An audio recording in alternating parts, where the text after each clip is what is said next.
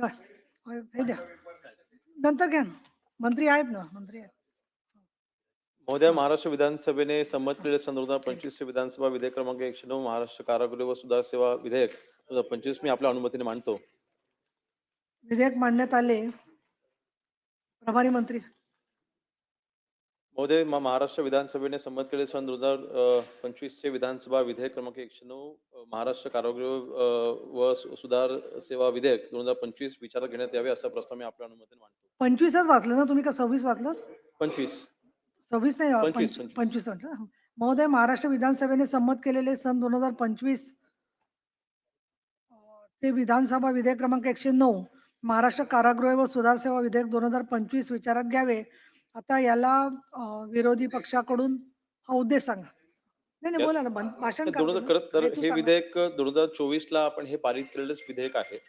फक्त आपण विधिमंडळाने हे पारित केल्याच्या नंतर आपण केंद्राकडे पाठवल्याच्या नंतर केंद्राने त्याच्यामध्ये काही फक्त ठराविक बाबींचा समावेश हा आवर्जून असला पाहिजे असं कळवलं. त्या जवळपास 16 बाबी आहेत.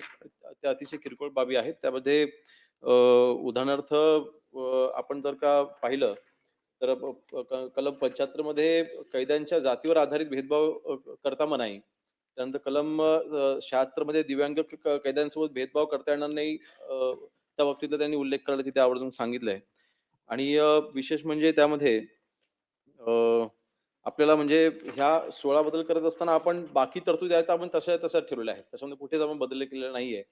तसं ते विधेयक आहे, याच्यामध्ये तसे विशेष कुठलेही बदल आणि आपल्याला माहिती आहे की हे विधेयक केंद्र सरकारने आपल्याला केंद्र शासनाने सुचवल्याच्या नंतर अनेक वर्षांच्या कालावधीनंतर कारागृहामध्ये बदल व्हावेत ह्या दृष्टीने हे विधेयक केंद्र शासनाच्या सूचनेनुसार आपण इथे पारित करण्यासाठी आपण आणलेलं आहे. विशेष म्हणजे महाराष्ट्रामधल्या कारागृहांमध्ये बदल होण्याकरिता आपल्याला देखील माहिती आहे की आजची असलेली कपॅसिटी त्यांची जी बांधकाम आहे त्याकरिता कारागृहाच्या आतमधल्या कैद्यांसाठीच्या असलेल्या सुविधा आणि हे सुधारगृह म्हणून आहेत.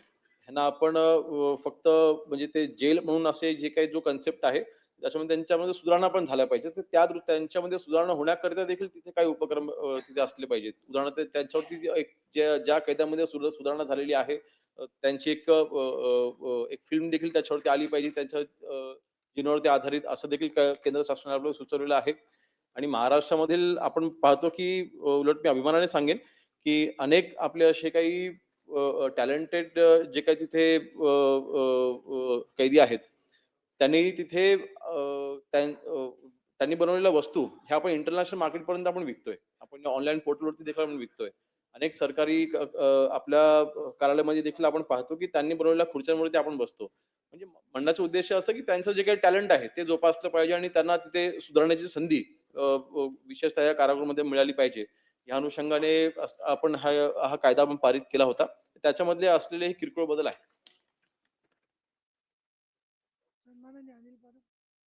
आधी बोलताय, बोला.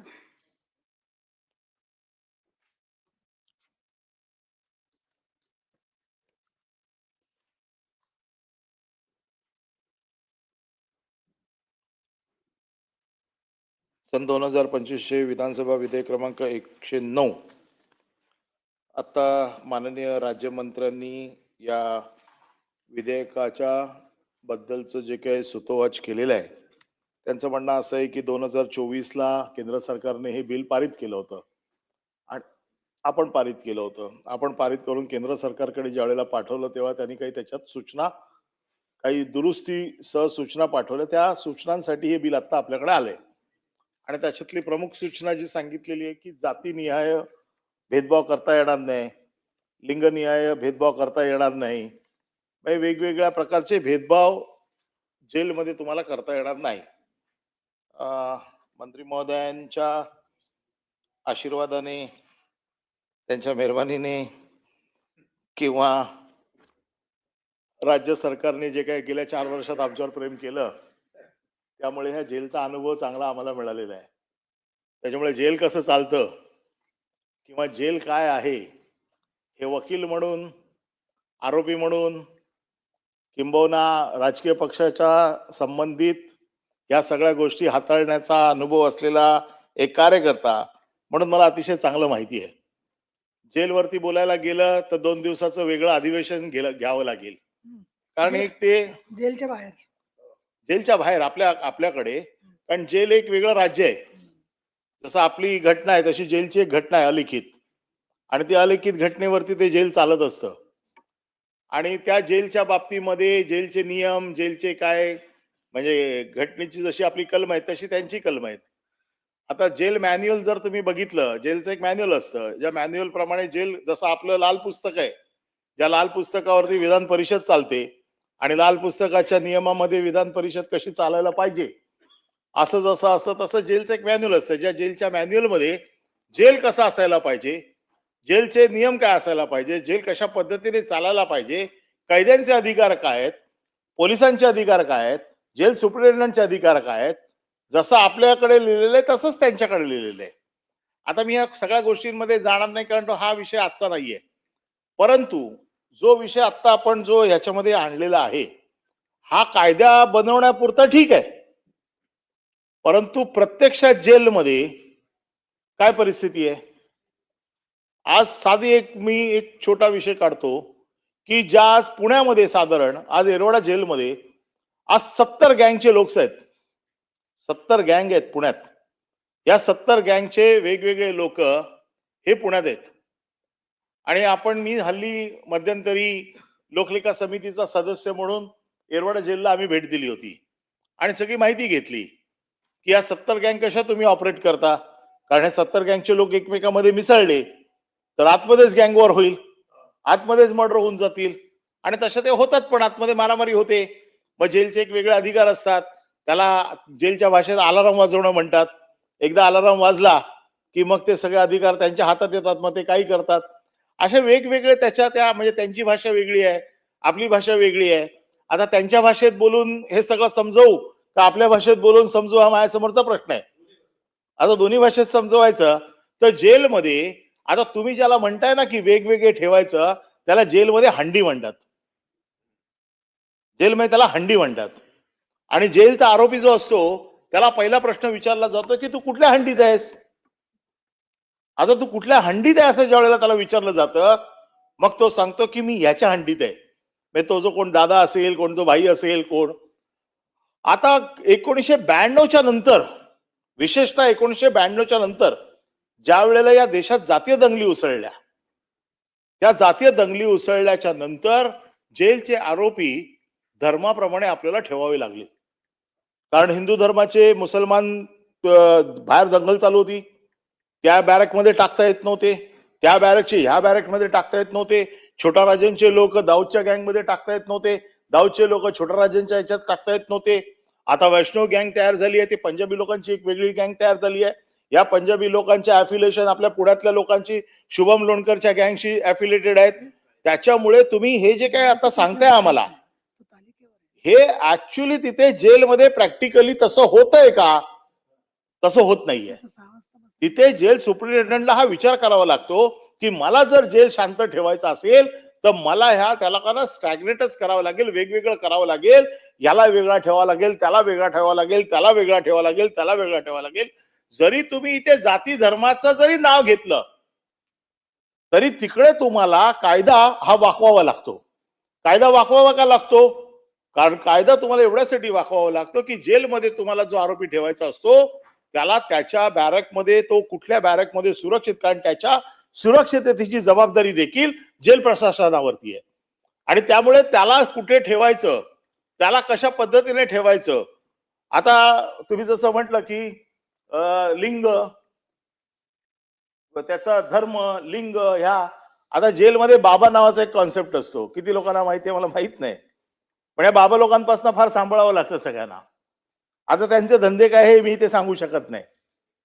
असे वेगवेगळे प्रकार आहेत की ज्याच्या आधारावरती हे जे बिल आलंय ना की लिंग, भेद, धर्म, जाती या व्यवस्थेपासून प्रत्येकाला वेगवेगळं करता येणार नाही किंवा वेगळं करावं लागेल किंवा काही जे काही तुमचा या बिलाचा उद्देश आहे, या बिलाच्या उद्देशाला तुम्हाला फक्त पेपरवरती हे बिल योग्य आहे. प्रॅक्टिकली हे बिल फार कठीण आहे. प्रॅक्टिकली तुम्हाला हे इम्प्लिमेंट करणं आतमध्ये फार सोपं नाही.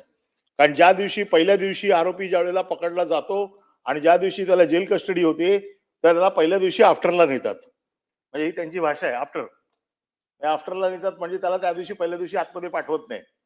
आणि हा म्हणजे त्यांचा एक भाग असतो ज्या भागामध्ये तुम्हाला ठेवतात आणि नंतर मग दुसऱ्या दिवशी तुमची ॲलोकेशन होतं, तू कुठे तू कुठे तू कुठे. मग ते ॲलोकेशन कोण किती काय देणार, कसं देणार, तुला 8 नंबर पाहिजे का 12 नंबर पाहिजे का 6 नंबर पाहिजे का तुला 2 नंबरला टाकू का तुला बाबाला पाठवू का तुला हॉस्पिटलला पाठवू. म्हणजे हे ॲलोकेशन मग तिकडे डिस्ट्रीब्युशन असतं. म्हणजे आपल्याकडे कसं मंत्रिमंडळाचं डिस्ट्रीब्युशन असतं, आवडते सगळे, चांगली खाती, बेन खात्याचा, ह्याचा त्याचा, तसंच तिकडे पण सगळं तसंच असतं. म्हणून मी म्हटलं ना, एक पॅरलल संस्था आहे. या पॅरलल संस्थेमध्ये, कारण मी आता बाकीच्या त्या भ्रष्टाचार, त्यांचं कसं दुकान चालतं, काय चालतं, जेल सुप्रिटेंडंटचं आजच्या तारखेला काय उत्पन्न आहे, या सगळ्या गोष्टीत मी जात नाही, कारण तो हा एक वेगळा डिबेट आहे. मी फक्त एवढ्या पुरताच मर्यादित आहे की ॲलोकेशन ऑफ म्हणजे डिस्ट्रीब्युशन ऑफ आरोपी करताना तुम्ही हे जे काय म्हणताय हे आणि ऍक्च्युअली प्रॅक्टिकली तिकडे जे चालतंय याच्यामध्ये बरीच मोठी तफावत आहे. ही तफावत तुम्ही दूर कशी करणार हे सभागृहाला कळलं पाहिजे. कारण हा कायदा उद्यापासून आला तर एखाद्याला तुम्हाला उचलून, समजा एखाद्याने सुपारी घेतलीच, एखाद्याला मारून टाकायची, तुम्ही हा कायदा दाखवाल, त्याला टाकून द्याल त्याच्या त्या बॅरेकमध्ये, या नियमाप्रमाणे आम्ही त्याला टाकून देतोय आतमध्ये त्याचं कामकाज बरोबर होऊन जातं. त्याला काही जास्त काही करावं लागत नाही. ते त्याला बरोबर अशा पद्धतीने घेऊन जातात. ते सगळं ठरलेला सेट पॅटर्न आहे तिकडे. इतकी ऑर्गनाइज पॅटर्न तिकडे चालतो ना, की एवढा ऑर्गनाइज पॅटर्न मला तरी वाटत नाही दुसरीकडे कुठे चालतो. आणि त्याच्यामुळे तुम्ही हे जे काही बिल आणले की वेगवेगळ्या, आता मला वाटतं फक्त एवढंच आहे ना याच्यामध्ये ही सुधारणा, मी म्हणून एवढ्यावरच बोलतो. तर ती दिव्यांग आहेत, दिव्यांग. म्हणजे 18 वर्ष क्रॉस झाली. आता तुम्हाला जुनेवलला तुम्हाला काही लोकांना बाल सुद्धा घरात पाठवायचं असतं, त्याची टेस्ट होते, त्याची मेडिकल होते, त्याला खाली ठेवायचा का वर ठेवायचा, कारण त्याला जर मोठ्या आरोपातनं बाहेर काढायचा असेल तर त्याला 18च्या खाली ठेवला किंवा त्याला 16च्या खाली ठेवला, त्याला जर बाल याच्यात आणला तर त्याची शिक्षा काय होते, हे सगळे तिकडे ठरलेलं असतं.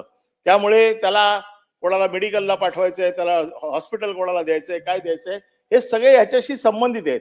आमचं एवढंच म्हणणं आहे की हे जे काही बिल आपण आणलेलं आहे, ह्या बिलाशी सुसंगत खाली त्याची व्यवस्था व्यवस्थित चालेल, हे थोडं आपण जर सभागृहाला अश्योर केलं की ह्या बिलाचा आधार घेऊन आम्ही ही कायद्यामध्ये दुरुस्ती करून आम्ही त्या दुरुस्तीच्या आधाराने लोकांना किंवा जे आतमध्ये कैदी जातील त्यांच्यावरती कुठला अन्याय होऊ देणार नाही, एवढा जर तुमचा ऍश्युरन्स मिळाला तर आम्हाला या बिलाबद्दल काही ऑब्जेक्शन नाही. परंतु तो ऍश्युरन्स मिळाल्याच्या नंतर आम्ही वारंवार आपल्या कृपेने जेलमध्ये जात असतो, त्याच्यामुळे आम्हाला जेल व्यवस्थित बघायला मिळतो. आणि तेवढा जर आम्ही जाऊ नये तर सरकारने देखील आमच्यावरती दयामाया दाखवावी, वारंवार आम्हाला पाठवू नये. नाही तर वारंवार तुम्ही जेवढे वेळा आम्हाला आतमध्ये पाठवणार तेवढा आतल्या गोष्टी आम्ही बाहेर इथे घेऊन येणार. त्यामुळे ह्याच्या पुढे विचार करा आम्हाला आतमध्ये पाठवताना की बाबा आतमध्ये गेल्यामुळे ह्यांचा फायदा आहे का नुकसान आहे. तर मला असं वाटतं की जे सरकारने बिल आणलं याच्यावरती काय ऑब्जेक्शन असायचं कारण नाही, परंतु ज्या बिलाचा उद्देश जर चांगला असेल तर त्याची अंमलबजावणी देखील चांगली असली पाहिजे, हे सरकारने ऍश्योर करावं. खरं म्हटलं